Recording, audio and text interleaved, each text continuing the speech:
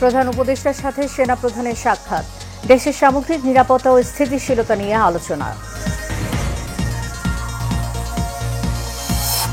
Doctor ইউনূসের মামলা বাতিল সঠিক কিনা, রায় 23 এপ্রিল। গ্রেনেড হামলার আসামিদের খালাসের বিরুদ্ধে রাষ্ট্রপক্ষের আপিল।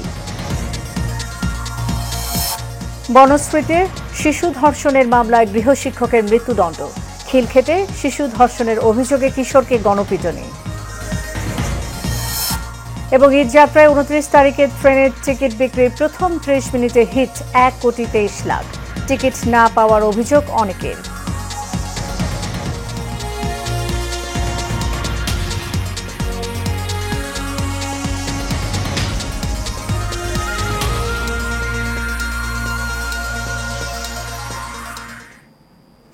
স্বাগত এশিয়ান নিউজের সাথে আছি সাবরিনা জিয়া। এতক্ষণ শুনছিলেন এই বিআরবি কেবল ইন্ডাস্ট্রিজ লিমিটেড সংবাদ শিরোনাম। এবার চলে যাব পুরো খবরে।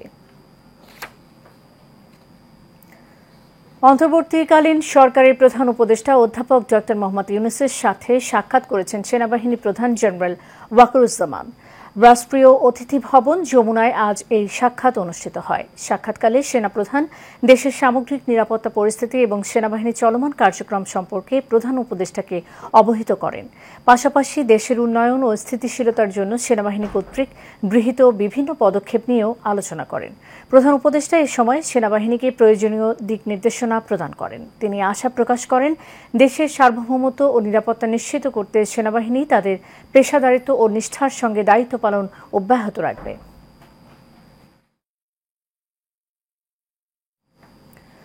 সরকার এবং সকল প্রতিষ্ঠান একসঙ্গে কাজ করায় বাজারে স্বস্তি ফিরেছে।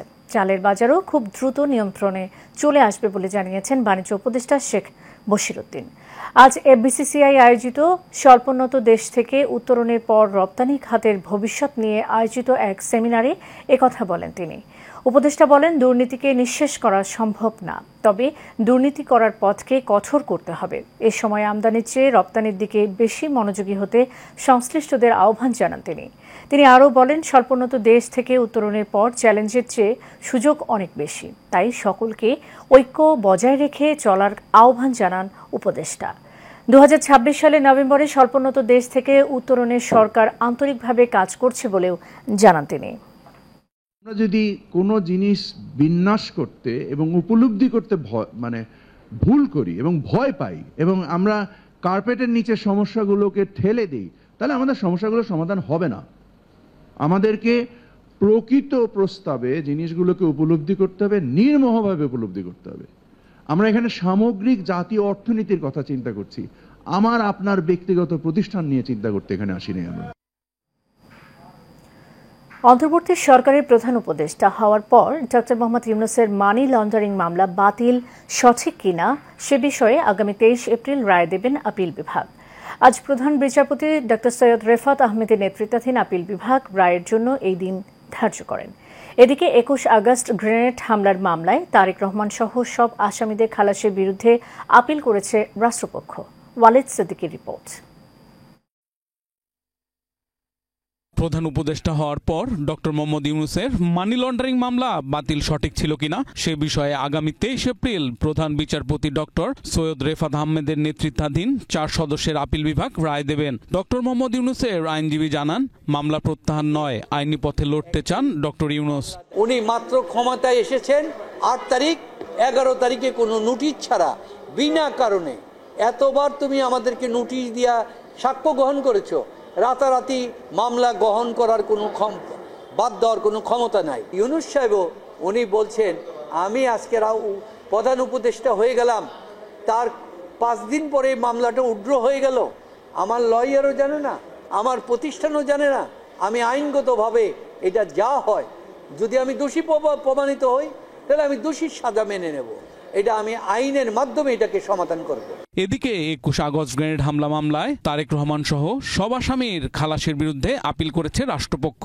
21 আগস্টে জনাব লুৎফুজ্জামান বাবর সহ জনাব তারেক রহমান সকলকেই আমাদের হাইকোর্ট বিভাগ খালাস দিয়েছিল। এই মামলার পূর্ণাঙ্গ রায় বের হয়েছে।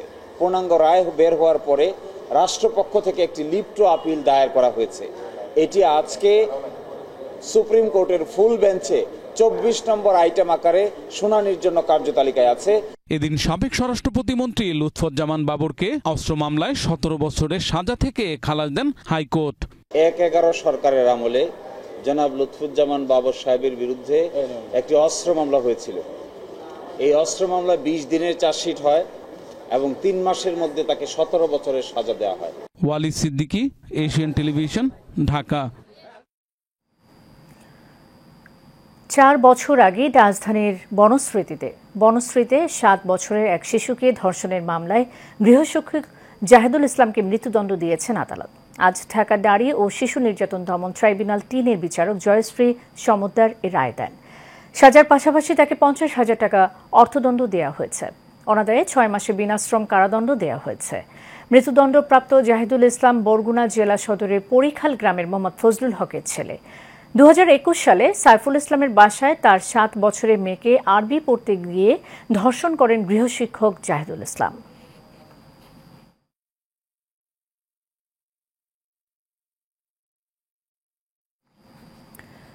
রাজধানীর খিলক্ষেতে 5 বছরের এক শিশুকে ধর্ষণের অভিযোগ উঠেছে। এ ঘটনায় অভিযুক্ত এক কিশোরকে গ্রেফতার করে পুলিশ। পরে থানায় নিয়ে যাওয়ার সময় পুলিশের গাড়ি থেকে ছিনিয়ে অভিযুক্তকে গণপিটুনি দেয় উত্তেজিত জনতা। মঙ্গলবার দিবাগত রাত 11:30টার দিকে এ ঘটনা ঘটে। এলাকাবাসী জানায়, ভুক্তভোগী ওই শিশু বাড়িতে এ বিষয়ে কিছু বলতে পারছিল না। পরে হাসপাতালে নিয়ে গেলে ধর্ষণের শিকার হয়েছে বলে জানা যায়। এদিকে গণপিটুনিতে অভিযুক্ত কিশোরের অবস্থা আশঙ্কাজনক।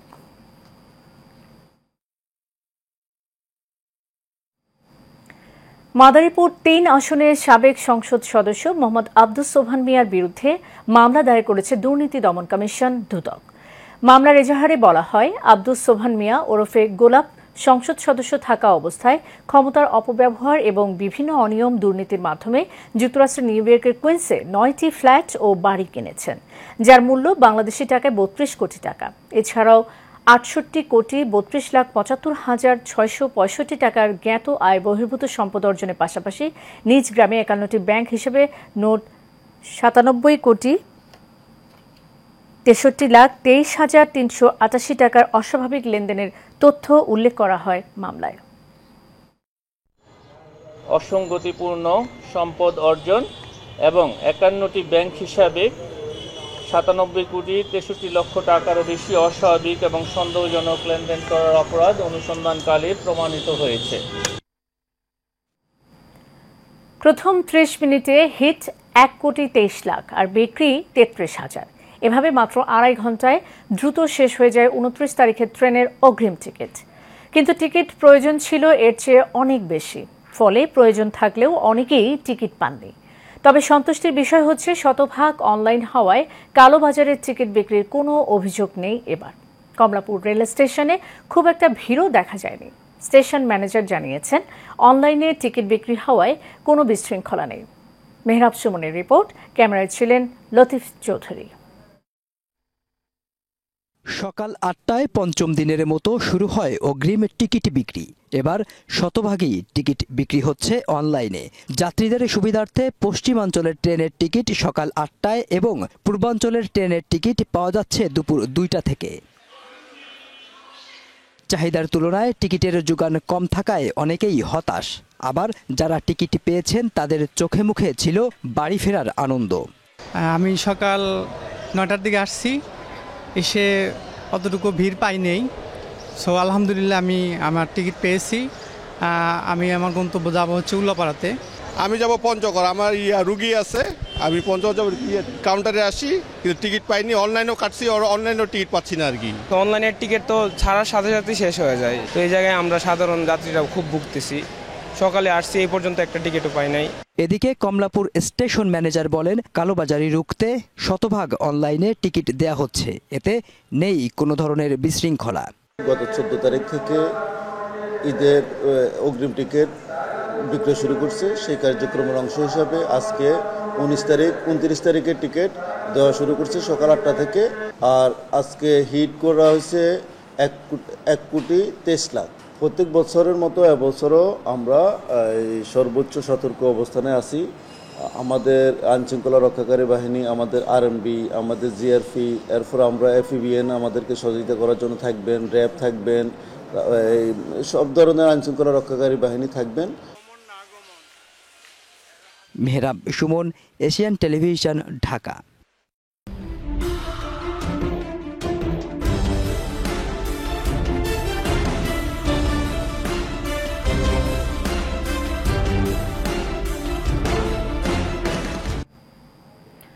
আধিপত্য বিস্তার নিয়ে নারায়ণগঞ্জের রূপগঞ্জে বিএনপি দুই পক্ষের সংঘর্ষ ও গুলিবর্ষণের ঘটনা ঘটেছে। এতে হাসিফ নামের এক যুবদল কর্মীর মৃত্যু হয়েছে, আহত হয়েছে অন্তত ৩০ জন। গতরাতে উপজেলার কায়েতপাড়া ইউনিয়নের চনপাড়া পুনর্বাসন কেন্দ্র এলাকায় এই সংঘর্ষ হয়। এতে আহত হাসিফকে হাসপাতালে ভর্তি করা হলে আজ সকালে তিনি মারা যান। স্থানীয়রা জানান, এলাকায় মাদক ব্যবসা, চাঁদাবাজির আধিপত্য বিস্তার নিয়ে যুবদলের শামীম ও স্বেচ্ছাসেবক দলের রব্বানির সাথে বিরোধ চলে আসছিল। এরই জের ধরে দুপক্ষের সংঘর্ষ হয়। এ ঘটনায় এলাকা জুড়ে আতঙ্ক বিরাজ করছে। স্থানীয় যুবদল ও স্বেচ্ছাসেবক দলের নেতারা জানিয়েছেন, এ ঘটনায় দোষীদের বিরুদ্ধে ব্যবস্থা নেওয়া হবে। নারায়ণগঞ্জ সার্কেলে এএসপি মেহেদী হাসান জানান, বর্তমানে পরিস্থিতি নিয়ন্ত্রণে রয়েছে। বেগম খালেদা জিয়ার রোগ মুক্তি কামনায় ইফতার ও দোয়া মাহফিল হয়েছে। টাঙ্গাইলের মির্জাপুর উপজেলার ১২ নম্বর তরফির ইউনিয়ন বিএনপির অঙ্গ সংগঠনের উদ্যোগে উপজেলার পাথরঘাটা উচ্চ বিদ্যালয় মাঠে এই ইফতার ও দোয়া মাহফিল হয়। তরফপুর ইউনিয়ন বিএনপির সভাপতি মোহাম্মদ বসির উদ্দিন খান এর সভাপতিত্বে প্রধান অতিথি ছিলেন বিএনপির জাতীয় নির্বাহী কমিটির শিশু বিষয়ক সম্পাদক আবুল কালাম আজাদ সিদ্দিকী। এ সময় আরও উপস্থিত ছিলেন মির্জাপুর উপজেলা বিএনপির ভারপ্রাপ্ত সভাপতি অ্যাডভোকেট আব্দুর রউফ, সাধারণ সম্পাদক খন্দকার সালাউদ্দিন আরিফ সহ স্থানীয় নেতৃবৃন্দ।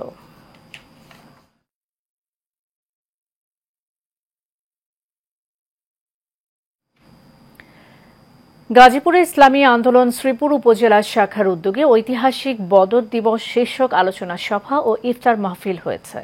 উপজেলা মডেল মসজিদে এই ইফতার মাহফিল হয়।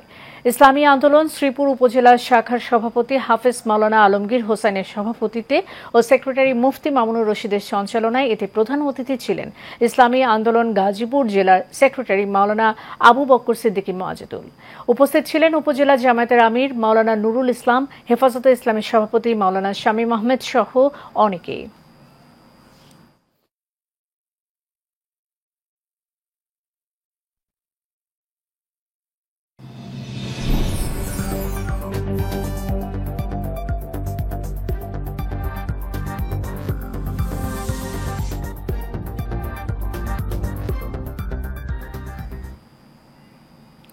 স্বৈরাচার ফ্যাসিস্ট খুনি হাসিনার ১৭ বছর নৈরাজ্যের পর দেশ মুক্ত করে নতুন স্বাধীনতা অর্জন করেছি, সেই অর্জন ধরে রাখতে হবে বলে মন্তব্য করেছেন বিএনপির জাতীয় নির্বাহী কমিটির শ্রম বিষয়ক সম্পাদক এম নাজিম উদ্দিন।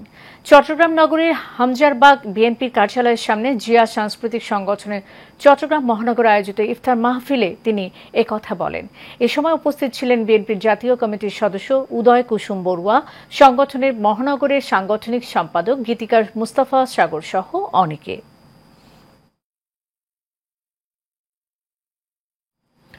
আয়কর আইনের ৩২৭ ধারা ও পেশাগত সমস্যা এবং নির্বাচিত কার্যকরী সংসদের বিভিন্ন কার্যক্রম নিয়ে উস্কানিমূলক ও সমিতির ভাবমূর্তি হানিকর কর্মকাণ্ডের জবাবে সংবাদ সম্মেলন হয়েছে। কর আইনজীবী সমিতির হলরুমে এই সংবাদ সম্মেলন করেন চট্টগ্রামের কর আইনজীবী সমিতির কার্যকরী সংসদের সদস্যরা। এতে বক্তব্য রাখেন সমিতির সাবেক সাধারণ সম্পাদক মোহাম্মদ সোলাইমান, সমিতির সভাপতি মোহাম্মদ আবু তাহের ও সাধারণ সম্পাদক বাকাউল্লাহ চৌধুরী ইরান সহ অনেকে।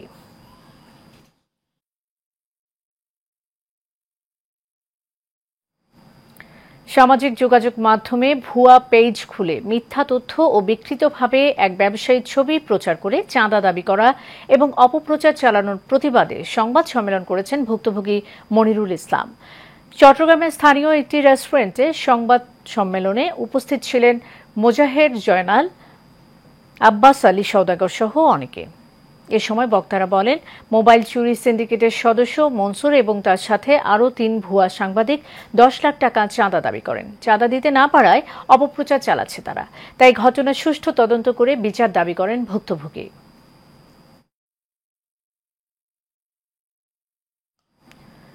Post graduate trainee doctors association চমেক শাখার উদ্যোগে ইফতার মাহফিল হয়েছে। চট্টগ্রাম মেডিকেল কলেজে এর আয়োজন করা হয়। সংগঠনের সাধারণ সম্পাদক ডক্টর মোহাম্মদ মোনাইম ফরহাদের সঞ্চালনায় এবং ডক্টর তানভীর হাবিবের সভাপতিত্বে এতে প্রধান অতিথি ছিলেন চট্টগ্রাম মেডিকেল কলেজ হাসপাতালের পরিচালক brigadier general doctor Taslim Uddin. বক্তব্য রাখেন চট্টগ্রাম মেডিকেল বিশ্ববিদ্যালয়ের সিন্ডিকেট মেম্বার এবং বিএমডিসির সদস্য ডক্টর খুরশিদ জামিল চৌধুরী।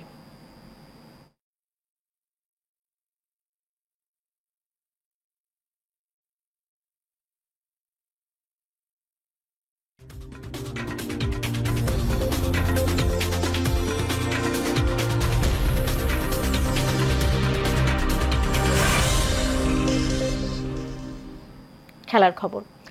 কাল ভারতের উদ্দেশ্যে দেশ ছাড়বে বাংলাদেশ ফুটবল দল।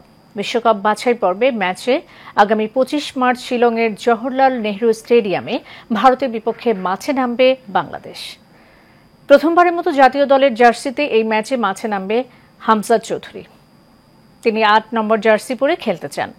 আজ সন্ধ্যার পর সতীর্থদের সাথে অনুশীলনও করবেন তিনি। বসুন্ধরা কিংস অ্যারেনায় অনুশীলনের প্রথম 20 মিনিট গণমাধ্যম ও আমন্ত্রিত অতিথির জন্য থাকবে উন্মুক্ত। বাংলাদেশ ফুটবলের নতুন সুপারস্টার হামজা চৌধুরী খেলা দেখার জন্য মুখিয়ে আছে বাংলাদেশের ফুটবল প্রেমীরা।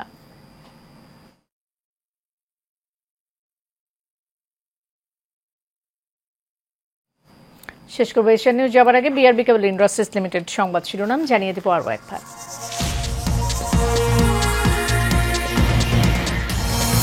প্রধান উপদেষ্টার সাথে সেনা প্রধানের সাক্ষাৎ, দেশের সামগ্রিক নিরাপত্তা ও স্থিতিশীলতা নিয়ে আলোচনা।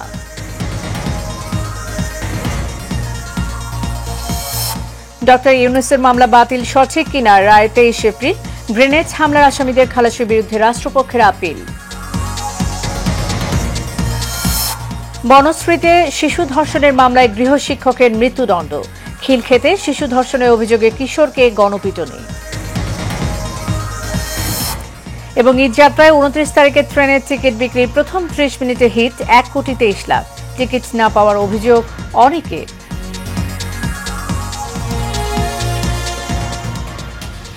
এশিয়ান নিউজ এ পর্যন্তই। পরের সংবাদ রাত 9:30টায় দেখার আমন্ত্রণ রইল। ধন্যবাদ সাথে থাকার জন্য।